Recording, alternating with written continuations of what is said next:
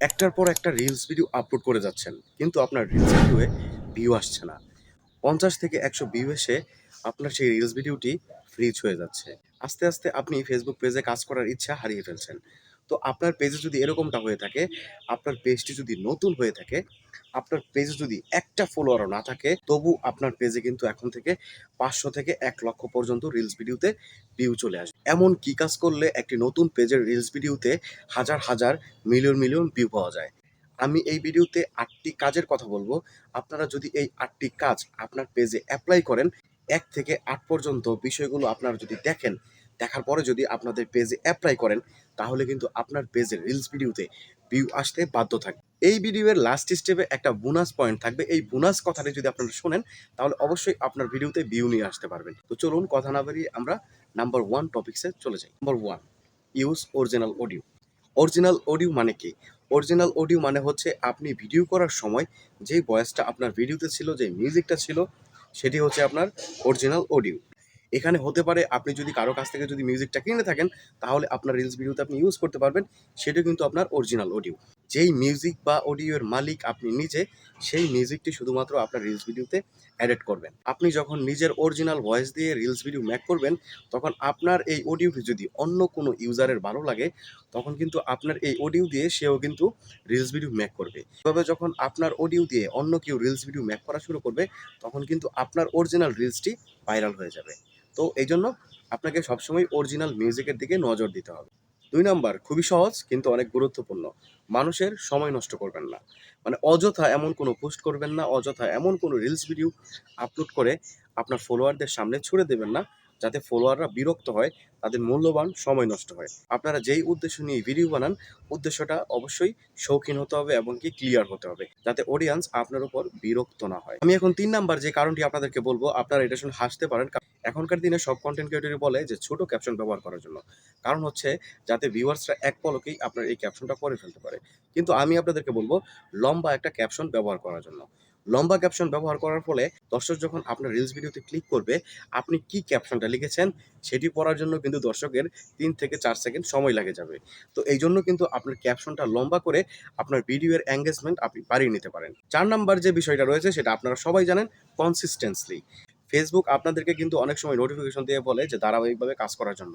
হয়তোবা আপনারা এটি মনের ভুলে, হয়তোবা মনের অজান্তেই দেখতে পান না, হয়তোবা দেখার সময় হয় না। কিন্তু আপনাদেরকে অবশ্যই কনসিস্টেন্সলি মেনে কাজ করতে হবে। কনসিস্টেন্সলি মানে কি? যখন আপনি কনসিস্টেন্সি মেনে কাজ করবেন, তখন কিন্তু ফেসবুকের রবট আপনাকে বুঝবে, ফেসবুকের রবট আপনাকে ভালোবাসবে। ফেসবুকের রবট মানে অ্যালগরিদম যখন আপনাকে ভালোবাসবে, তখন আপনার ভিডিওতে কিন্তু রিচ, ভিউ আগের চাইতে অনেক বেশি আসবে। তো এখন এই ধারাবাহিকতার মানে কি? আপনি আপনার পেজে ১ম এলোমেলোভাবে ভিডিও আপলোড করা শুরু করবেন। এলোমেলোভাবে সার্টেনলি আপনি যখন এক্সাম করতে থাকবেন, এক্সিবিশন করতে থাকবেন যে আসলে কোন টাইমে ভিডিও করলে মানুষ আপনার ভিডিওটা দেখে। আপনি ঠিক ওই টাইমেই, পরের সপ্তাহ থেকে এই টাইমেই, এই একদিনে আপনি ভিডিওগুলো আপলোড করবেন। যেমন আপনি শুক্রবারে আপলোড করে আপনার ভিডিওতে বেশি ভিউ পেয়েছেন, তাহলে আপনি অবশ্যই প্রতি শুক্রবারে বিকাল ৫টায় বা সন্ধ্যা ৮টায় আপলোড করবেন। এটাই হচ্ছে কনসিস্টেন্সলি। এখন আপনি যদি আপনার মনের ইচ্ছা মতো আজকে রবিবারে করলেন, কালকে সোমবারে করে দিলেন, আবার আরেকদিন র শুক্রবারে করে দিলেন, তাহলে কিন্তু হবে না। আসলে আপনার কিন্তু ধারাবাহিকতা রাখতে হবে, যাতে অডিয়েন্স বুঝে যে আপনি সপ্তাহে কোন দিন ভিডিওটা আপলোড করেন এবং কোন দিন আপনার পেজে তারা চোখ রাখবে।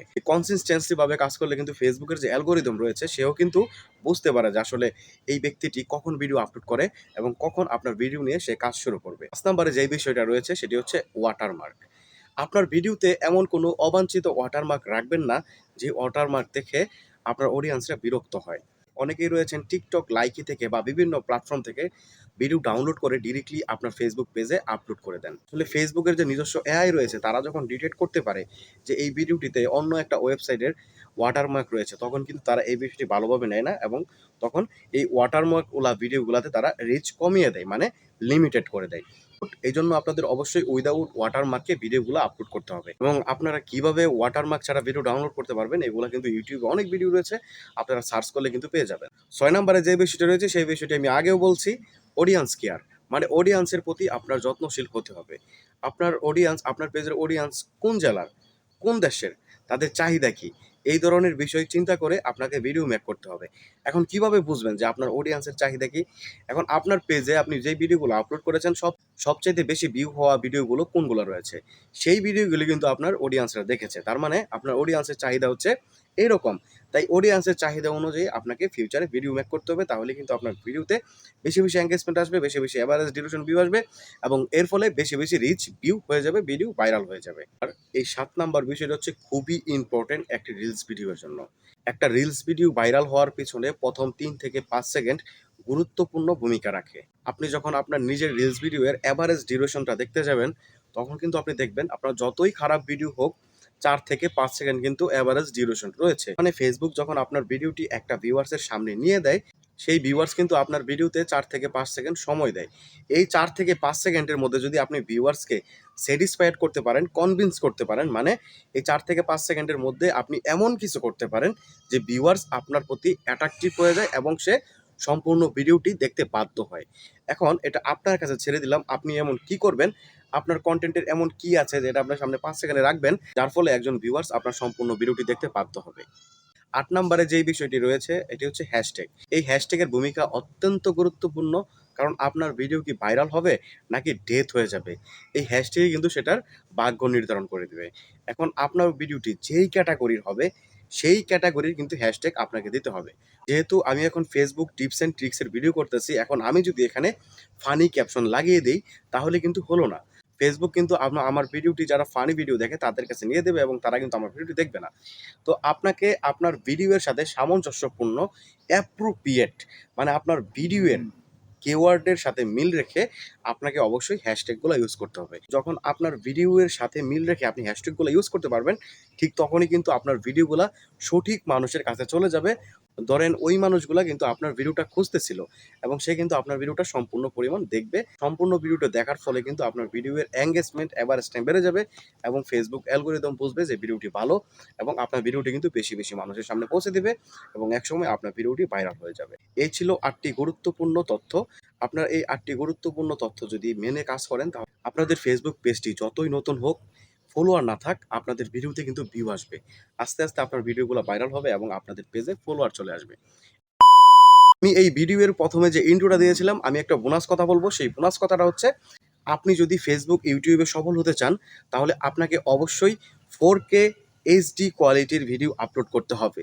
এখন আপনি যদি 4K কোয়ালিটির ভিডিও আপলোড করতে না পারেন, অন্ততপক্ষে 1080 অথবা 2K এর মতো HD হাই ডেফিনিশন ভিডিও আপনাকে আপলোড করতে হবে।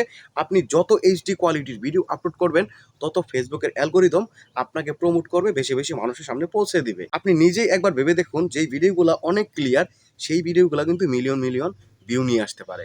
তো এটাই ছিল আজকের যে বোনাস টিপস। এই বোনাস টিপসটা যদি আপনারা মেনে কাজ করেন, তাহলে অবশ্যই আপনারা আগের চাইতে ৫০ গুণ বেশি ভিউ পাবেন। আমি চ্যালেঞ্জ করে বলতে পারি।